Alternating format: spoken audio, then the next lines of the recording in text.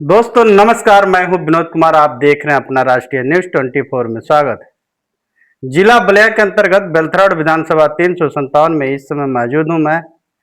ये ग्राम सभा बिग्गा में और यहाँ के विधायक भावी प्रत्याशी जी से मुलाकात हुई है। आइए पहले इनसे मैं परिचय कि क्या उनका नाम है।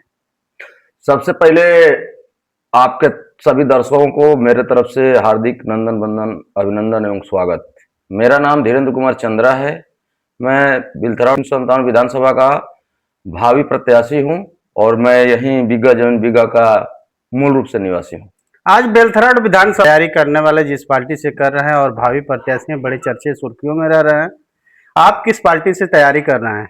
मैं सुहलदेव स्वाभिमान पार्टी से तैयारी कर रहा हूं, जिसका गठबंधन समाजवादी पार्टी से है। जी, आज एकलौता आप यहाँ पे तैयारी कर रहे हैं। आपको क्षेत्र में जाने के बाद कैसा महसूस हो रहा है? बहुत अच्छा महसूस होता है। हाँ, पब्लिकली सपोर्ट मिल रहा है हमें। अभी ये हम लोगों का ये 15 अगस्त आने वाला है। 15 अगस्त के शुभ अवसर पर पूरे देशवासियों, प्रदेशवासियों एवं अपने विधानसभा की चहेती जनता को मेरे तरफ से हार्दिक नंदन वंदन एवं अभिनंदन स्वागत है। मैं अपने दर्शकों को बताना चाहूंगा कि ये विशेष करके ये 15 अगस्त के शुभ अवसर पे ये हमारी चर्चाएं होगी। लेकिन आगे हम चलते हैं कि जैसे मान लीजिए कि हमारा देश जिस समय अंग्रेजों के का गुलाम था और हर जगह जगह से एक क्रांति आने लगी कि हमारे देश को अब आज़ाद किया जाएगा।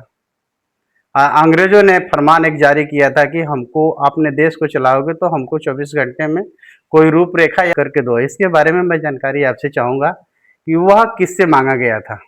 देखिए, 1857 की क्रांति के अग्रदूत बलिया के बाके चमार थे, जिनका श्रेय दूसरे लोगों ने लिया। और अंग्रेजों ने जो प्रारूप तैयार करने की बात की थी, उस प्रारूप को तैयार करने के लिए बाबा साहब डॉक्टर भीमराव अंबेडकर ने बहुत सही तरीके से प्रारूप दिया, जो विश्व का सबसे बड़ा संविधान आज हम लोगों के पास है। आज एक बहुत महत्वपूर्ण विषय पे चर्चा हम करेंगे कि जैसे कहा जाता है, बहुत सारे पढ़े लिखे नौजवान साथी और लोग भी कहते हैं कि 24 घंटे में संविधान बना करके बाबा साहब ने दे दिया था।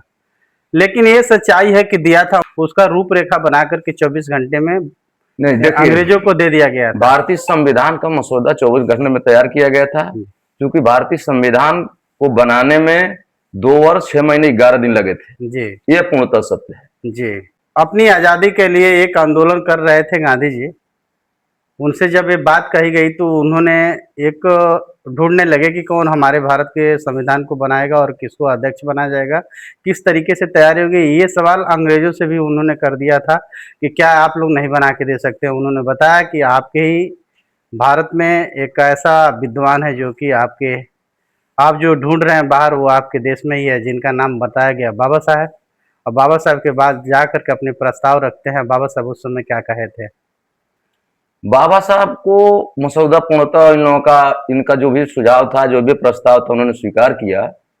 और स्वीकार करने के बाद ही ये जो बंगाल से चुनाव जीतते हैं, जीत कर कानून मंत्री बनते हैं। कानून मंत्री जब विधि मंत्री बनने के बाद इनको पूर्णतः ये आजादी मिलती है कि हाँ, संविधान की रचना करेंगे।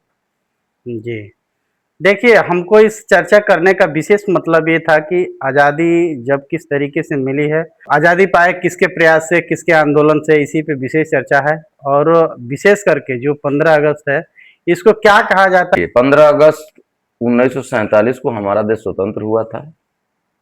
उसके बाद संविधान बना, संविधान का मसौदा तैयार हुआ, पूर्ण रूप से 1950 में है।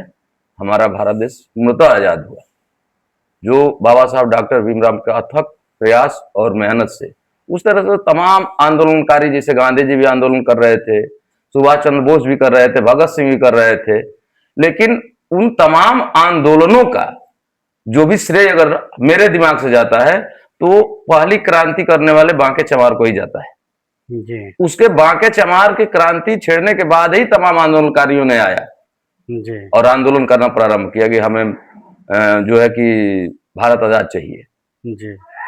एक क्रांतिकारी में बलिया अपने आप को जाना जाता है, लेकिन बलिया के बीच एक चरौवा गांव है जहां पर सबसे पहले झंडा फहराया गया था। इसका कुछ विशेषता बताएंगे? जी, यहाँ पे अंग्रेजों द्वारा तोपों से हमला किया गया तमाम लोगों ने यहाँ शहीद हुए, और उस शहीदी धरती को आज भी मैं नमन करता हूँ, जिसमें तमाम लोगों ने अपने प्राण की आहुतियों दे करके इस भारत को, इस बलिया जिले को सबसे पहले आजाद करने का सौभाग्य प्राप्त किया। जी, आप 15 अगस्त के शुभ अवसर पे अपने क्षेत्र, अपने देशवासियों को क्या शुभकामना देना चाहेंगे? मैं अपने क्षेत्रवासियों को, मैं अपने पूरे दिल के गहराइयों से बहुत बहुत तमाम बधाइयों के साथ आने वाले 15 अगस्त का हार्दिक वंदन अभिनंदन करते हुए अपने क्षेत्र की जनता का स्वागत करता हूँ। जी, अगर हमारी रिपोर्टिंग अच्छी लगी हो तो आप लाइक, सब्सक्राइब और कमेंट जरूर करें। जय हिंद साथियों।